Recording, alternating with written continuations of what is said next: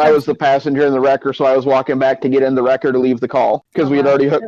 The Jeep had been upside down in the median. We uprighted it, hooked it up, checked with the cop behind us to make sure everything was okay for us to go and get it out of there. And we were walking back to the wrecker, and that's when the girl said she hit ice and slid into me. The noises that you're hearing is actually called death rattles. It was me struggling to breathe the position I was in over the arm of the tow truck.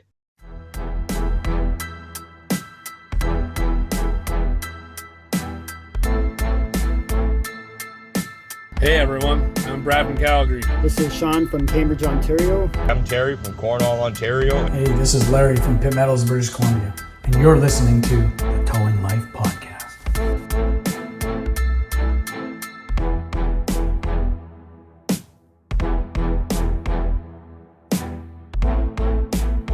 Welcome to the Towing Life Podcast, where the ditches are deep, the trucks are loaded, but the drivers are not. I am your host, PlainGuy. And this week, I am joined by one of my most favorite people in the world, the true brains of the operation, the behind-the-scenes hero, the one, the only, producer Sarah. How are you, Sarah? I'm great, especially after an intro like that. I want that every day. Okay, well, you and I need to have a talk with G then, because he is the one that does the intros, and your intro normally goes, hey, this is the amazing PlainGuy, and then, oh, this is Sarah. G unfortunately is working today. I know I'm as shocked as everybody listening. He had to do his mandatory 2 days of work this week, and they just happened to fall on a day that we were recording and bringing on a guest for today's show. So, Sarah, we've been talking. We've seen the articles that have come out constantly on social media. There's posts in magazines, in everything about the slow down, move over laws. It's something we've talked about time and time and time again. And just when it feels like things are getting better, it always seems to kind of drop off again, right? Your experience through all this, you being the driver that's out on the road, what is the importance to slow down, move over to you? I have to say, and one of the worst parts about this is that I didn't even know the slow down, move over law existed until I started working in the towing industry, which is now about 4 or 5 years ago. And then it became like the statistics just blew me away. Every 6 days, a tow operator gets struck down. I've been to the International Museum. I've seen the Wall of Heroes. Like, I've seen all the fallen tow operators, and it is very humbling. And now everybody I talk to, I'm like, slow down, move over. You see flashing lights, slow down, move over. But people are just really ignorant to it. I don't know how to get it through the common driver's head that this is pretty major. No, it's true. It's people don't think about it. I'm in control. I'm driving by. I'm fine. All that kind of thing. They don't, take into account that that's another life standing there. I've always found it weird that people are more likely to move over for pylons than for people. And I've seen it like driving around, just if somebody pulls over even with their hazard lights on, people just pass them going, and I'm right on the interstate. We're going 80 miles an hour, 140 kilometers an hour, and people will just pass right by a tow truck, right by whoever's on the side of the road fixing their tire. Yeah, and like you said, you've been to the Wall of the Fallen. You've seen those names etched in stone on every operator that we've lost over the years. And like I said, the statistics, the amount, when you do the numbers in comparison to other emergency response services, it is wild. So we are lucky enough to be joined by someone today who didn't end up with his name on the wall, miraculously didn't end up with his name on the wall. And we will kind of go into that. We will have some video, we will have some photos and everything. But without further, I would like to introduce to the show Mr. James Brush. James, welcome to the Towing Life Podcast. How are you today, my friend? Good, and you? James, I am grateful to have you here. After the video that we are going to play throughout this episode today, the fact that you can sit down and have a chat with us is miraculous on its own. So for that, I am very grateful for you to be here in person and just overall after everything you've gone through. Thank you. So let's talk, we're going to get to the day of the incident. If no one's seen, we will have the video up on the YouTube side. Actually, before we get too far into it, since I always forget because G's not here, if you have any questions, comments, concerns for the show, you can find us easily. You can reach out to us. You can visit www.towinglife.ca. You can find us on Facebook at the Towing Life Podcast, and you can email us directly at thetowinglife@gmail.com. If you are watching over on YouTube, don't forget to hit like and subscribe. If you don't like us, hit the thumbs down twice. It'll really tell YouTube what you think of us. And you can leave a comment down below. Tell us exactly what you think. We will, we like to get involved with our listeners and have some fun. We've had some fun with some comments in the past, and I'm sure we'll have more in the future, especially on a video that we have on this one. So if you are listening on the audio side, you may want to check out over on YouTube. See all the video. We will have the footage playing of what we're talking about today, and James's, and we'll call it the accident, the incident. Let's start with the video, James. What we're going to do is we're going to start with the video so everyone knows the crash. We're not going to play the whole thing through. We're going to kind of mute it. We're going to get to it a little bit more throughout the episode, but that way everyone kind of gets a kickoff where we're starting from, what we're talking about today. Is that cool with you? Yep. Okay, perfect. So I'm going to bring that up onto here, and we are going to go through the accident that we are talking about today. So you are, let's pause it right here. You are, if I'm not mistaken, the gentleman in the blue, correct? Yes. Okay.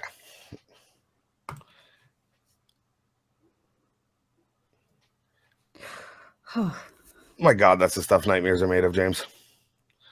That is the absolute things nightmares are made of. James, where are you right now in this accident?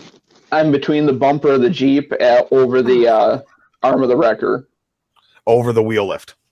Yes. Sorry. Okay. No worries.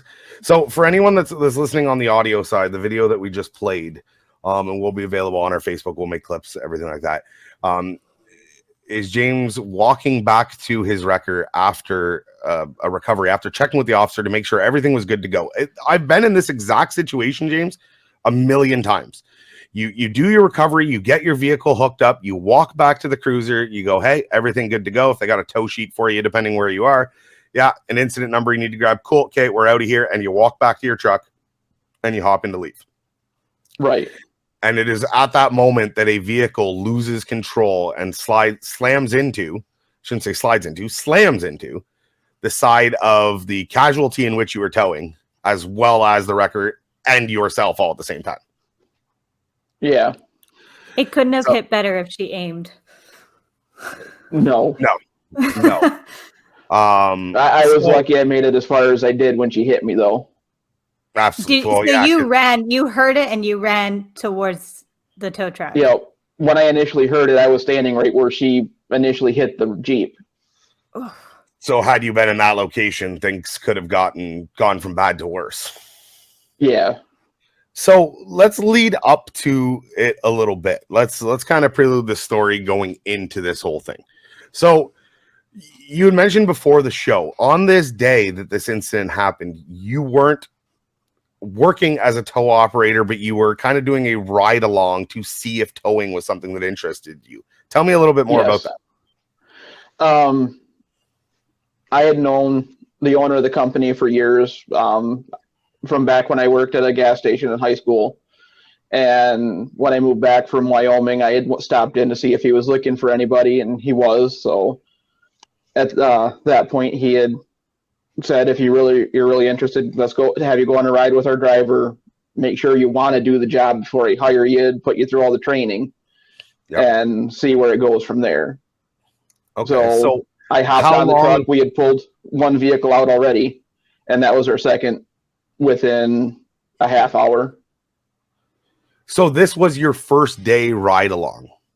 Yes. So previous to this, you had no experience in the towing industry. I know we talked about you had done some EMT, emergency responder type of work, first responder type of work. Not that correct. I refused to call towing first responding.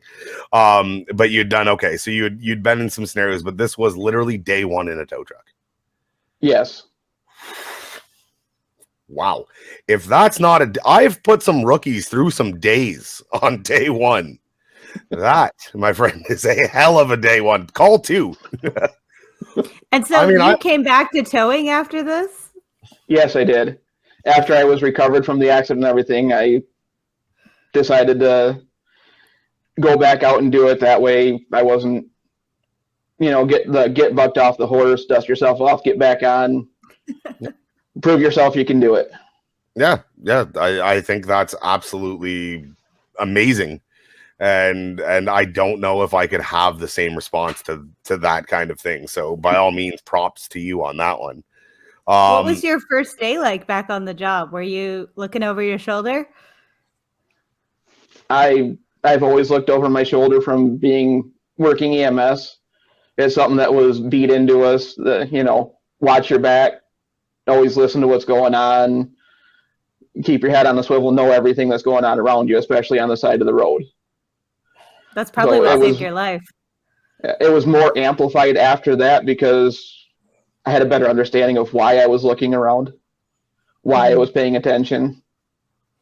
Well, I think that's a sad thing, right? Is a lot of operators, and not just for this kind of scenario, but we try and teach them things like, constantly watching your back. I'm a big believer of not driving vehicles onto flatbeds. I believe that there's ample, there's too much risk for what it's really worth, falling off trucks, all that kind of stuff. But you can tell somebody that, and they'll look at you and go, I've done it 100 times and nothing has happened. And they become complacent in their job, and complacent even sometimes working with traffic.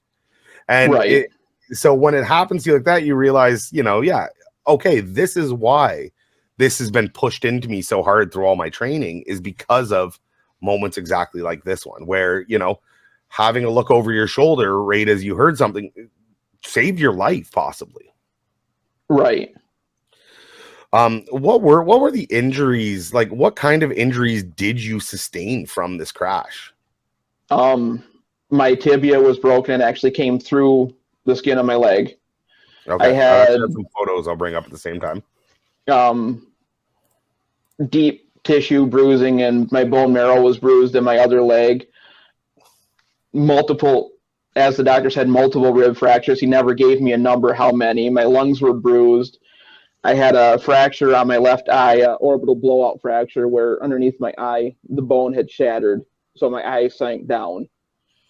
I had several surgeries after that. My back and neck and everything still hurt from everything from that. The doctor actually my leg was to the point where he wanted to amputate it. But family had said, well, try to save it, do your best to save it, and see where it goes from there. So they were able to save it, fortunately. Is that a rod all the way through your tibia? Yep, it goes from my knee all the way down to my ankle. Oh, my goodness. Wow.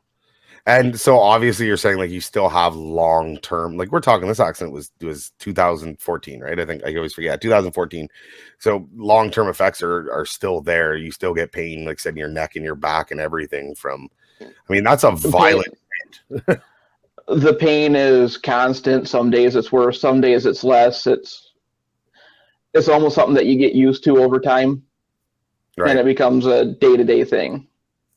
It's more of a nagging pain, but it's serious, but it's you learn to deal with it, but it's constantly there. It becomes part of your life. That's so going back to away from the recovery and back to the accident. I had seen, I'd done some deep diving on your social media and stuff like that, trying to find photos like this and different things.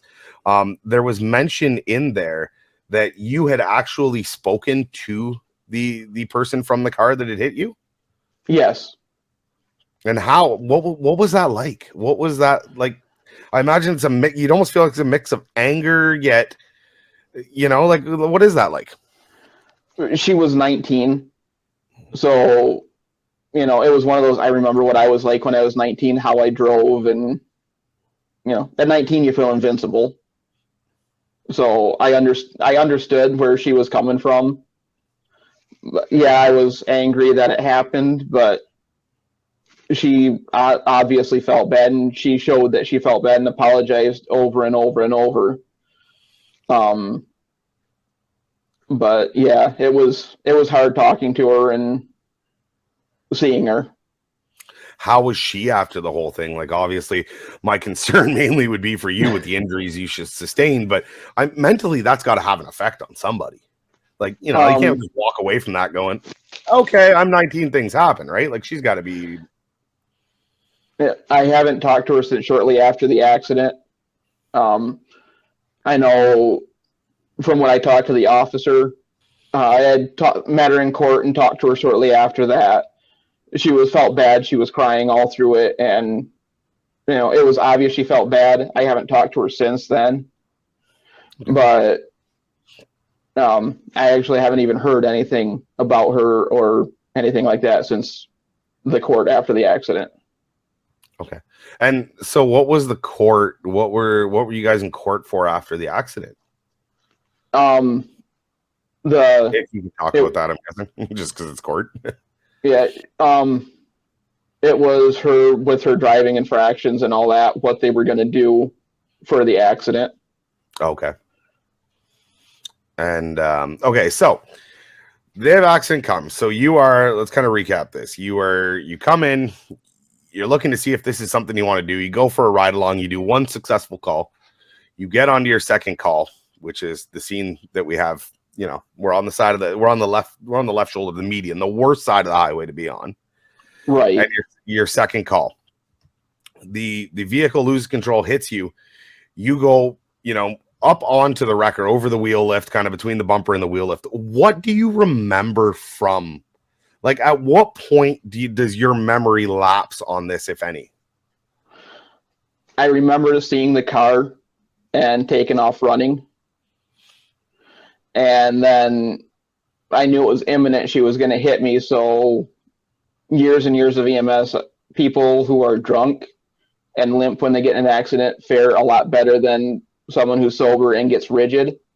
Right. So I told myself, just relax and let it happen. And I think that's how I got away with so few injuries. Considering the impact. It's interesting how time seems to slow down when, you know, I was in an accident last year that was not anything near this, but someone turned left in front of me, and I was like, oh, I'm about to hit this person. And I was looking right into their passenger window, and I was seeing the person, and I'm like, I can't hit that person. I will kill them. And I had enough time in the split second to be able to turn the tire and like drive off the side of the road. And I just hit the tail end of their car. But like when I recall that, my thought process, like I had minutes to come to this conclusion when really it happened in a split second. And what you're describing is like you went through such a process, even though you knew that this was going to happen in a second. Yeah. So it felt like it was an extended period of time, like it was multiple minutes rather than, I think it was like a second and a half, 2 seconds from when I saw and took off running to the impact. So do you think you were able to relax when, like, you were able to not tense up? How did you feel in that moment? Once I knew it was imminent, that's where everything blacked out for a little bit. I don't remember anything else until I heard the officer calling for a helicopter to airlift me off the side of the road. I'm going to pull up. That is, yeah, okay. So you don't, like, when we play the video, and we will play it again with audio, the noises that you are making, the pain, obviously, that you are in, everything else, you don't remember any of that. No, but being in EMS, I know the sound. I've heard it before. And when I first heard it on the video, I was in shock that it was me making that noise, the agonal respirations, because I know what that means. So, yeah. That's, and then you can't, so the first thing you remember after all of this is what you said, the officer calling for the helicopter. And when he did that, I remember looking up at him and saying, "Is that helicopter for me?" What kind of pain were you in at that time, or were you in shock that you weren't really feeling? I know I was in shock. He had asked me where I hurt, and I said, "Well, my leg hurts a little bit."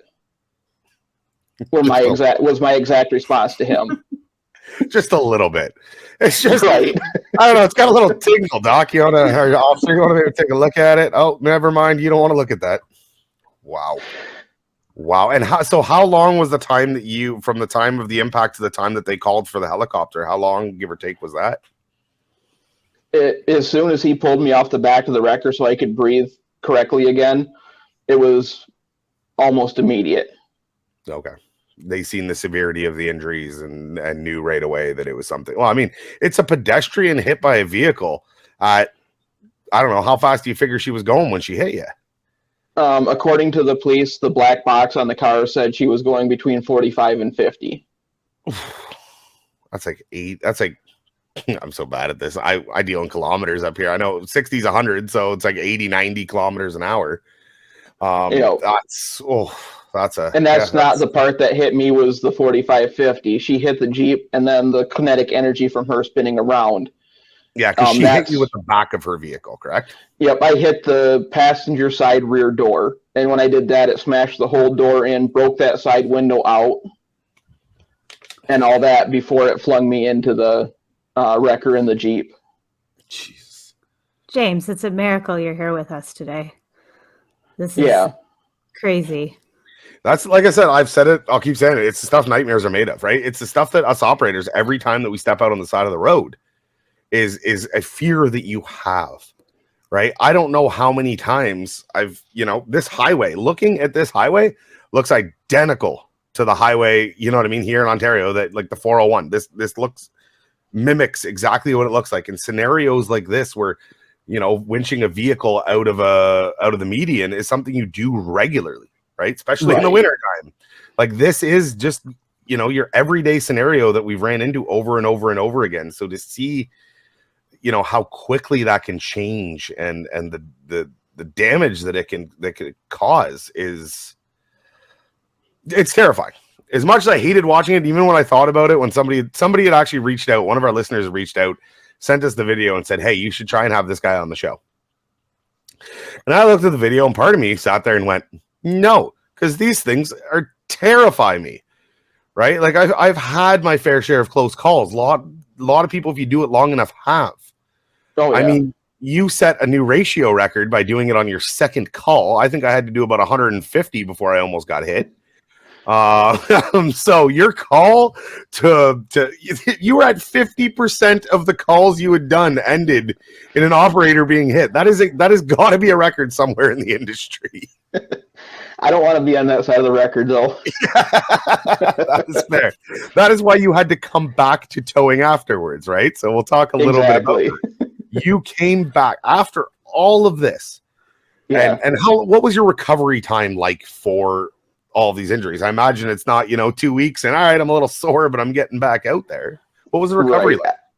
I was in one hospital for 3 days before they sent me by ambulance to another one because where I wasn't able to do the surgeries that I needed. I had 3 or 4 surgeries on my leg to fix my tibia and to close the wound, and then I had a couple surgeries on my eye, one to close all the wounds, and then one to place a plate underneath my eye. Since then, I've had a surgery on my knee, and they keep telling me I need more, but I don't want more. Right. Okay. So there's still more that they want to do to try and correct things, even to this day. Oh yeah. And I've told my doctor a couple times, once I get to the point where I can't walk anymore, once I get to the point I can't do this anymore, I'll talk to you about the surgery. Until then, I'm good. You want to live as much of a normal life as you can without having to deal with more and more surgeries. I'm sure you've been fed up with them going through everything you went through. Yeah. So after all that, you recover from it. You decide, I want to go play in traffic again. Like, that would probably turn me off from it. I'm not going to lie. I have a true passion for towing. I love towing. My wife will tell you that my list of priorities go towing, dog, wife. So, but she's in the other room and could probably hear that going, yeah, that sounds about right.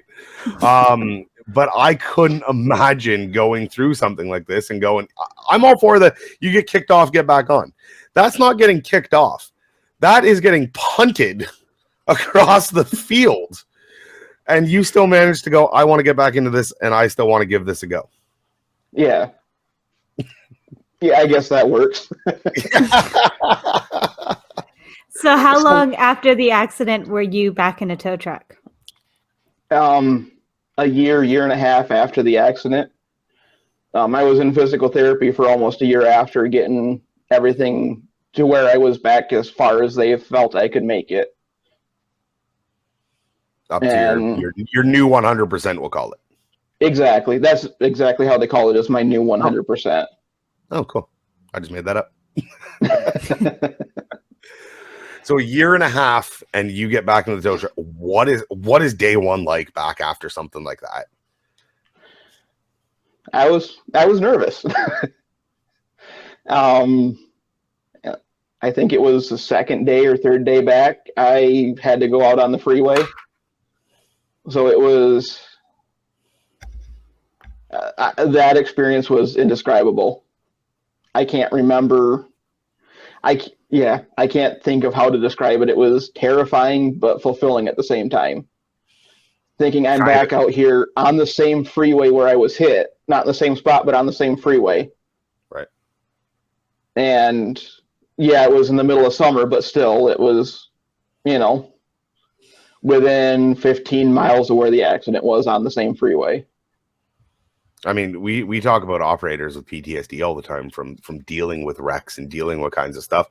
It's not surprising. Like, I couldn't imagine returning to the scene of that and just go, I've driven by scenes of fatal wrecks that I've done where they happened, and you go, and I was just the operator cleaning it up, and you go, I remember that spot. And it kind of, you get a little chill, maybe a little weird moment, depending on how it was left with you. Yeah, driving by the area in a tow truck or being, like said, on that same interstate 15 miles away is a great way to empower yourself, I'm guessing, like you're talking about, because it's like, I overcame this. This didn't hold me back. But at the same time, terrifying is kind of to be expected, I guess. I've driven past where the accident was a couple times, or many times, because it's my hometown. It's where, it's one of the main freeways going between towns. For the longest time, I took all back roads going between there. And one day it was one of those, I got to do it. It's there. It's not going to ever go away. So I got to do it and go past there. And the first time I felt sick to my stomach. But it was one of those, that's where it happened. And then you get the other side of the overpass, and that's where the helicopter landed. And, it was things from the scene and from the placement and everything.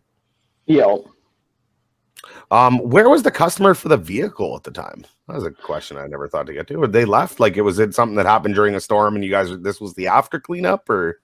No, the guy in the overalls that ran up was the person that owned the Jeep. It was her father. Oh, okay. They were sitting behind the cruiser waiting for us to get the Jeep out of the median and out of there. Oh, okay. Which, again, thankfully they weren't around the scene, right? It's one thing we learned. Exactly. Control where our customer is to make sure they're in a safe place. I mean, I don't know how much safer. You've got a cruiser behind you. One cruiser, that was the traffic at the time. Like, that was what they had for. There was actually a slide off further back down the road that another wrecker service was going to. So there was a state trooper back there. Right. I want to say half a mile to 3/4 of a mile behind us. And then there was a city cop or town cop that was with us. So there was more than one car on the road, but they were a ways apart. Okay. And so this driver that I want to make sure it's muted, we'll play it in the background, that hit you, was she traveling? Which lane was she traveling in at that time? Like, was she traveling in the fast lane? She was actually in the far right lane. She gave a lane of traffic. Okay, so she had moved over. Yeah. The truck that was right in front of her, she said she saw him hit his brake lights, so she hit her brakes hard and hit black ice, and that's what caused her car to veer. Right. And then after that, it was just a straight line right to where I was. which is a likely situation. You know, you never want to slam on your brakes on any sort of ice or, you know what I mean, slippery roads. Like I'm amazed at these guys. The one guy that just drove by after this on the video, like that one. That's what I was just watching. Oh, like, let's just keep going. In the lane now, and that guy just like, see ya. They're not even slowing down. They're just like, oh, whatever. I mean, obviously, the general public, when this happens, this situation here, they don't realize what has actually happened, right? They don't realize somebody's been hit at this point. To them, it looks like you're just cleaning up the accident. Exactly. But no. What were the conditions like that day? Obviously, it was a cold, snowy day, but it was very cold that day.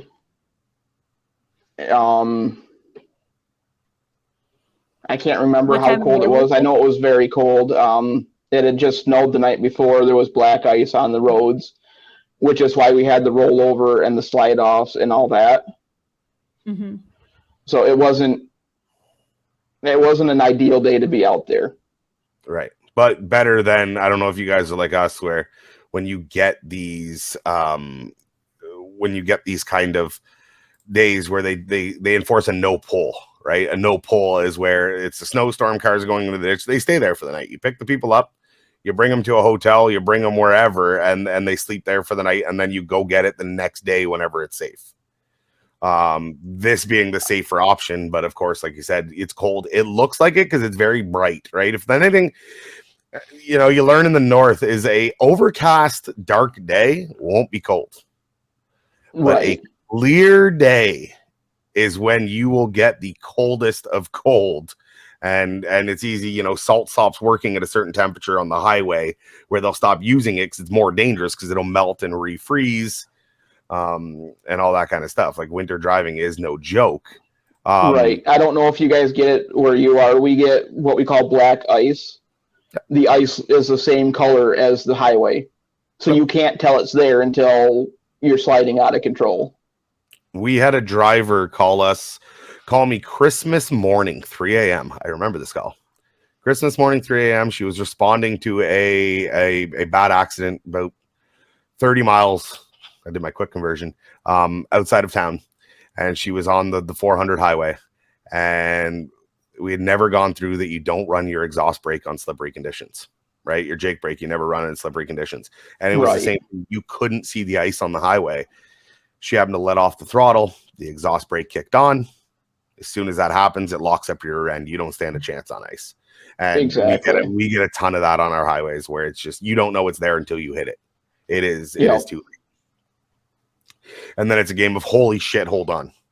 And sometimes you win the game of holy shit, hold on. Sometimes, point in case, you lose the game of holy shit, hold on. So had she not applied I'm still here, so I would say I won. Yeah, you won. She lost, you won. I agree with that statement. So had she not slammed on her brakes, I don't know if she slammed on her brakes, but she applied them probably a little bit more aggressively than definitely she should have considered the conditions. Because all these people are driving by just fine, but probably just that perfect storm of seeing those brake lights slamming on her brakes caused the accident. Yep. So rule number 1, don't hit your brakes. No, that's what everything that we've talked about is like a perfect. Sarah, you ever watch Final Destination? Yeah. Okay. It's the train, like the things that had to come together, James, for this accident to happen. And then for you to walk away without it are all miraculous. Like, it's like, okay, how long were you towing? Well, I was on a ride along. It was my second call. Okay. What happened? She hit the brakes and lost control. 19-year-old girl. Okay. Why? Like, just everything that kind of came together, the ice, it's just a weird, I don't know. It gives me a weird vibe. It gives me a weird feel. And then the fact that you were sitting here today just talking about it going, yeah, I know that sucked. Is just adds to the strangeness of the whole thing, which I want to roll this back. So the guy who was in the tow truck, or the guy who was driving the tow truck at the time, he seemed to go for a little bit of a ride right here too, right? Yeah, when she hit the Jeep, it swung over and hit him and knocked him into the median. Jesus, so he had a little softer landing. Yeah, he said he was just a little bit sore afterwards. I know who he is. I've talked to him a couple times. I don't believe he's in the towing industry anymore from what he said. So just all of that was enough to kind of. He still did it for a while after that, and then it got to the point where, he wanted to move on to something different. Yeah, that's fair. That's fair. So you are still part of the towing industry. You just are no longer on the road, correct? Right. When I went back to the company after I left from being on the road again, after I came back, that was my stipulation to him. I'm not going back out on the road. I'll do the maintenance. I'll do the stuff I'm able to do in the shop just to help you out, because, I have that whole thing plays out in nightmares from time to time. 100%. And I don't want to do anything to spur those nightmares because, no, they're not something I want to go through. Now, what was because we've talked about this plenty before on the show, and if you're okay talking about it, we've all encountered different things. Again, nowhere near the severity. I don't want to sit here and try and say that I understand what dealing with something like this is like, but what kind of support system did you have around it? Like, I know you have kids now. Do you have kids at the time, like wife and all that kind of thing? Like, what was your support system through all of this? My parents, I was married at that time. I had 2 stepkids, and then my own son was 4 years old at the time of the accident. Jesus. So that's even more of a reason to still be here. Right. Okay. So yeah, obviously they were a big part in kind of helping you through that process, and you've got to have support on a road to recovery that you've had to go through. Yeah, my parents, my family, mom and dad, my sister a little bit, were all the biggest part of my recovery. I told everybody at physical therapy when they were saying how well I was doing, how quickly I was progressing, I would always point at my son and say, well, he's the reason. I pushed myself beyond what they wanted me to so I could get better for him. Don't make me cry, James. I'm not going to cry. I'm not going to cry. Sarah's crying. Sarah, stop crying. We're a light. I just keep getting shivers. So let's talk a little bit about your towing career when you were on the road after the accident. How long were you driving for before you said the pain just got too unmanageable? It was close to 1.5 years. Okay. And did you get to a point where you were comfortable being out on the road again? Like things became more routine? If I see someone on the side of the road with a flat tire, I still pull over and stop to help them in my personal vehicle. I'm still on edge the entire time. Whether I'm on the traffic side or the side of the ditch, I'm still on edge the entire time I'm helping them. I think what this accident sort of illustrates is, even though you were on the side of traffic, even if you're repairing a tire on the offside, you're still at risk, because if somebody slams into that vehicle, you're still going to get injured at the very least. Yeah. So when she hit the Jeep, she hit it hard enough to knock it off the wheel lift completely. Oh, really? So if that had been on a jack, it would have come completely off the jack. There was one tire hanging on the wheel lift because we had it chained up there. So there was one tire hanging off after it broke the one strap. Wow. So yeah, that's some force. And like you said, it's they can only calculate the force in which, the still shot that we have that the front end hits. But like I said, that kinetic energy that brings that car around afterwards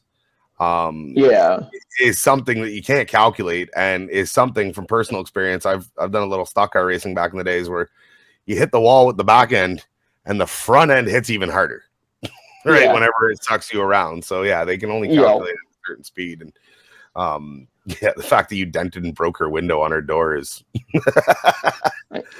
I'm guessing both in fire school we hit the back windows with sledgehammers to see how hard they were. The sledgehammers bounce off the window. Right. I've done that. I've hit my fair share with hammers in the yard messing around, and it hurts because they just Jesus. Exactly. So yeah, for the fact of your I guess it would be probably your right hip, shoulder, kind of whole right side to kind of put a dent to take that window out. That tells you the kind of force we're dealing with. Actually, it was my whole left side that had the injuries. Really? Yeah, my right side I had bruising, deep muscle bruising in my muscle and in my bone marrow, but the left side's where the blowout fracture was in my eye and the tibia fracture. Really? Just because how it launched you kind of thing into the record? Like, because she would have hit more of your back right side. I'm trying to. She would have hit my right. She hit my right side, but yeah, it's I want to say it's the sudden stop when I hit the wrecker. Right. Had the wrecker not been there, the impact was one thing. It would have launched you, but it was the sudden. Yeah, it's like falling doesn't kill you. It's the sudden stop at the other end. Yeah.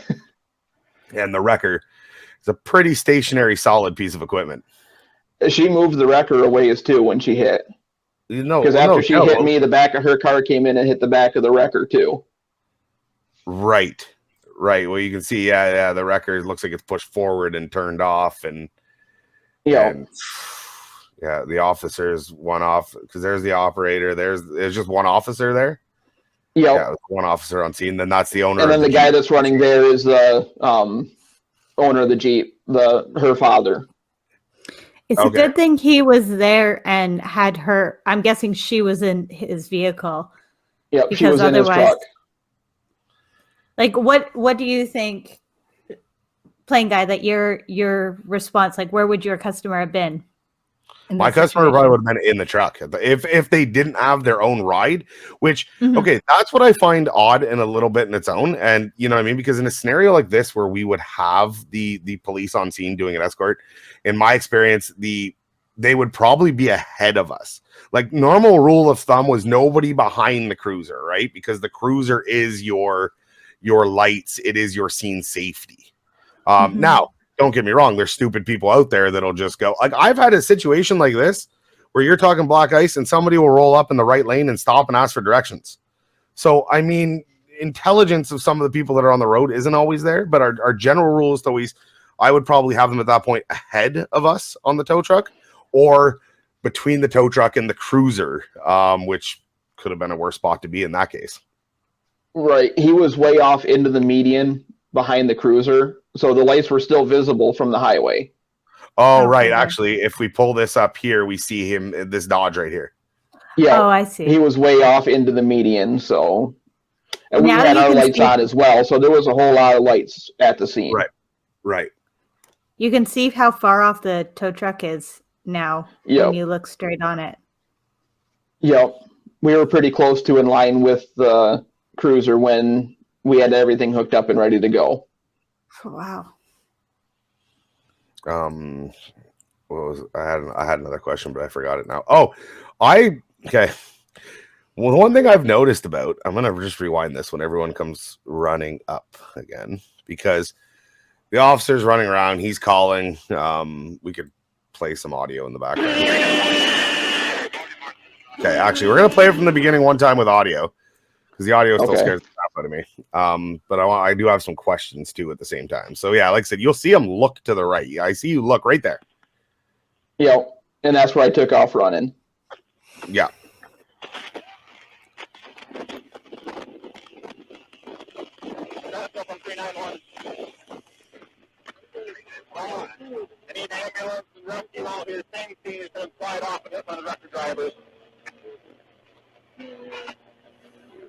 That noise. That's the agonal respirations.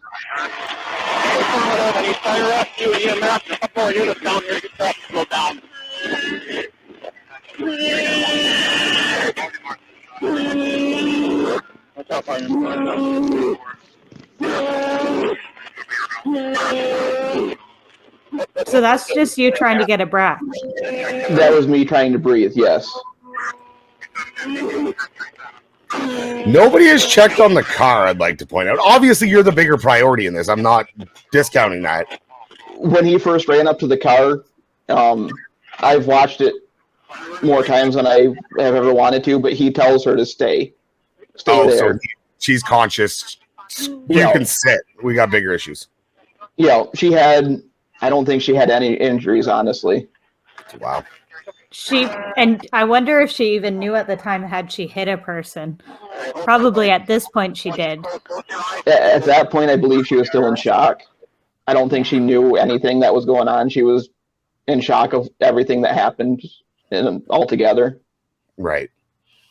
Now they tell you, and again, you've had some experience in EMT, obviously, whenever they lay you down, he says, I want you to close your eyes. Do you know what that was? I found that part weird, where normally it's like, no, like, look at me, like, keep eye contact, keep whatever. He's like, I want you to just close your eyes and you know. I had injuries to my one eye, and I believe he wanted to see what the extent was at that point. Right. Okay. That would make sense. Okay. I was, you know, again, I've only watched doctor shows on TV, so you know what I mean? I know they hype everything up a little bit, but I was seeing that going like, okay, well, like, why would you want to close your eyes? I'm like, when do you want me to try to be making eye contact with you? Make sure I'm good. Like I'm still there. My left eyelid was open from all the way up to my eyebrow, so it wouldn't. He wanted to see the extent there to make sure that there was nothing critical that he had to focus on there. Right. So it was like a close your eyes, and you're like, I still see you. That's actually very funny. The doctor in the hospital told me to close my eyes. As soon as I did, I said, well, why can I still see? My eyes are closed. Yeah. And I don't have the picture anymore. He had taken a picture of my eye for me so I could see why. Right. Because I was questioning everything. I knew enough medical stuff to, well, this isn't right. Tell me what's going on. Show me. I need to know. Yeah, close your eyes. I still see. Man, you would be the worst at hide and seek. The best at hide and seek, I guess. You'd be like, close your eyes. Okay. And Sarah's hiding behind the couch. Oh, you got it. You know what? Especially after all this time and the craziness comes with it. If you can't, you know what I mean? I'm very much a type that believes in, you know, you got to find the happiness and you got to find the laughter and things, or you'll drive yourself to absolute insanity. Exactly. So, James, did any good come from this? Did you learn anything? Were there any positive outcomes? I want to hear this. Me, ever the optimist, is digging here. Yeah.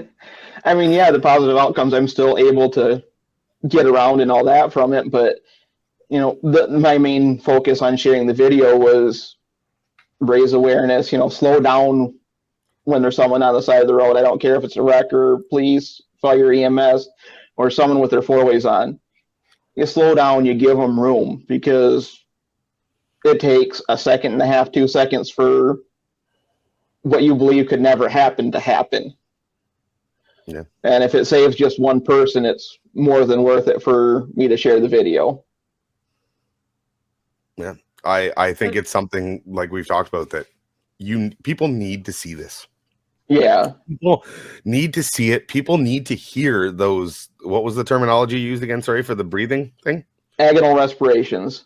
That. They need to hear that, because to me, that's what makes it real. And that's, you know what I mean?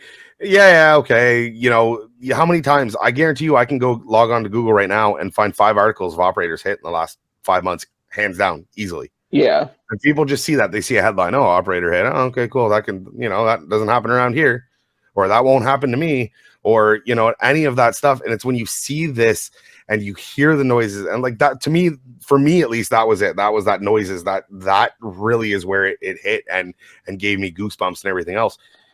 And it's I hear that more than you would believe. Every time someone tells me about this, it's the noise at the end. What was that? That got to me. Yeah, 100%. And like I said, this is my worst nightmare out on the highway. This is my absolute worst nightmare, and I hope that it never comes to the time. Like, I had a close call over this winter, a call where a transport did a very similar situation. Had he jackknifed right instead of left, I wouldn't be here. Yeah. But he jackknifed left and instead tore through another trailer of a transport, missing me by about 6-8 feet. So, you know, and even from that, I was terrified to go back. I can still tell you the spot. I can tell you the transport company's name, because I remember seeing it right before it hit and everything like that. So, but people need to see that reality to it, to not just read an article or read a post saying slow down, move over, or be aware while you're driving. It's getting to the point that it's past just slow down, move over. It's about paying attention, period. right? With texting and driving and everything, and distracted driving becoming, a greater cause of accidents nationwide. Could that, that can just amplify these numbers in these situations like this. Someone looking down at the phone, oh, the guy in front of me is braking. Oh, hit the brakes, lose control. I'm not saying that's what happened, but we could see that becoming more and more likely with everything. So, right. And another thing I picked up from the accident, now every time I walk back to my vehicle, I walk away from traffic, circle around the front where I can see everything going on to walk back to the door. Right. Right. Yeah. That way. Go ahead. When I've seen comments on the video on that, it's been, places like this video originally had 53,000 shares, which was unreal. Your original post on a 43,000 shares. But comments that I would see is, oh, well, this is why you always walk backwards to your car, to your truck. I'm here to say that walking backwards sounds good in practice until you trip. Right. There's no way I would have been, as slippery as it was through there, I wouldn't have been able to walk backwards. Right. And you wouldn't have been able to run. Exactly. Yeah, exactly. You would, there would have been nowhere to go. So as much as, we see people like that where it's, oh, you should have done this, and this. Hey, these are fluke accidents sometimes. You can do everything that you want. And sometimes, you know what I mean? Things happen. And the fact that you can just be here today to tell this story and to talk with us, which is, like I said, it's still amazing. I still watching this video over and over again. Are you sure it was you? Are you sure it was myself you? That quite often. Every time I see the video, was that me? Yeah. There's no way that could have been me. Do you feel a disconnect when you watch the video today? Like it's like, can you put yourself in your shoes that day, or can you see it from the outside now? I can still see both. I can still remember, right here's where I heard something and took off running. And then I can watch it and think, there's no way that's me. That guy didn't survive. Yeah. I didn't think when I'd seen the video at first that I would be the first to tell you after watching that video, I'm like, that guy didn't survive. Yeah. I think everyone's first impression, a lot of people's first impression from seeing that video is that guy didn't survive. When PlainGuy sent me the video, I was watching it in the car with my husband, and I was like, and he's like, what? And I was like, no, this video, you would not believe what I just saw. Sorry. Should have thrown a little. I think you had warning. I think I told you we were talking to the guy from the video in my defense. And this whole experience talking to you, James, has just really brought a new level of awareness to me, because I've seen these close calls. I've interviewed guys who have had close calls. I've written articles about guys who didn't make it. And this has just really drove home that these are real people behind these stories that I've heard over and over and over again. And I think that's what everybody forgets. I think that's what the motorists on the road forgets. I think that's what tow operators are forgetting, is that really the thing that saved your life was awareness. Like, you could have practiced everything that they teach you in training, but it was the fact that you have an intuitive awareness to be aware of your circumstances is what saved your life. Yeah. That's fair. And thank God for it. Is there anything else you want to share with us, James, from that story? Any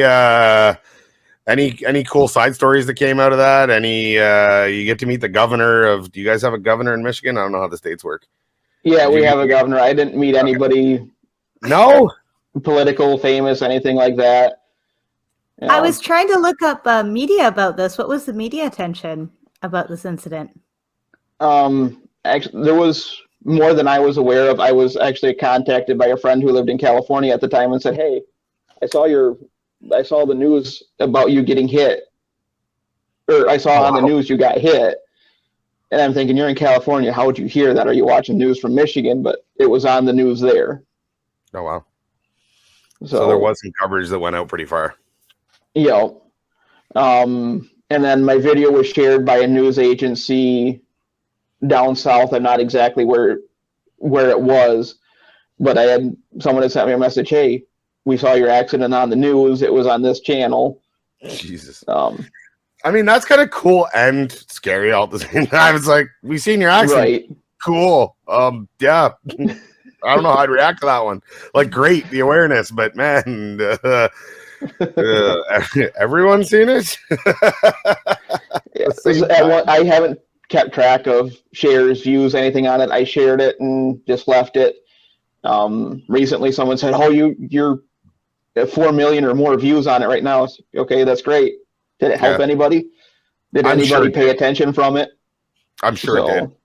Yeah. Since I've seen the video, and it's something that, again, we compartmentalize and put into the back of our minds.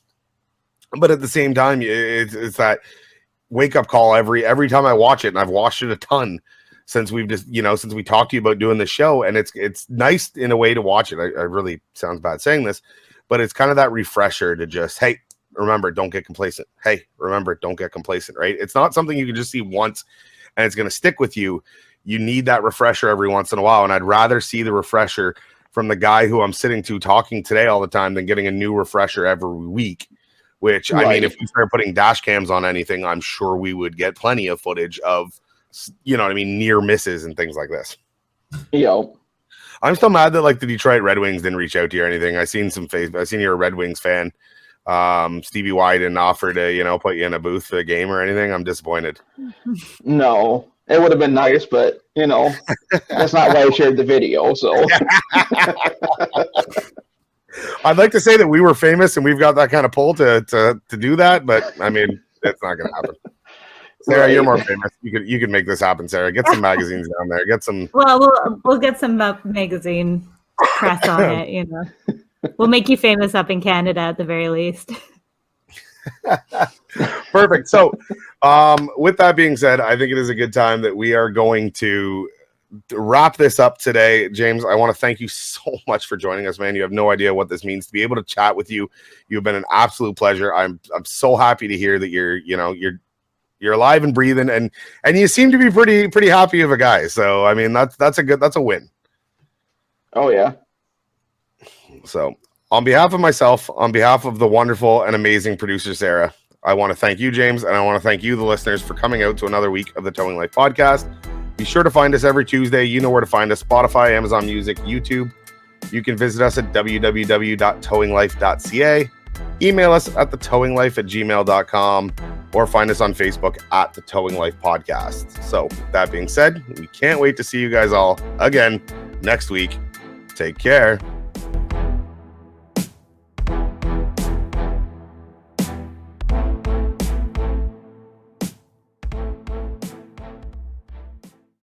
Sarah, that's normally where you say goodbye too. I know I was going to, but then you just finished it so nicely, and I was like, I'm just going to awkwardly jump in and say goodbye, and then it's going to be weird.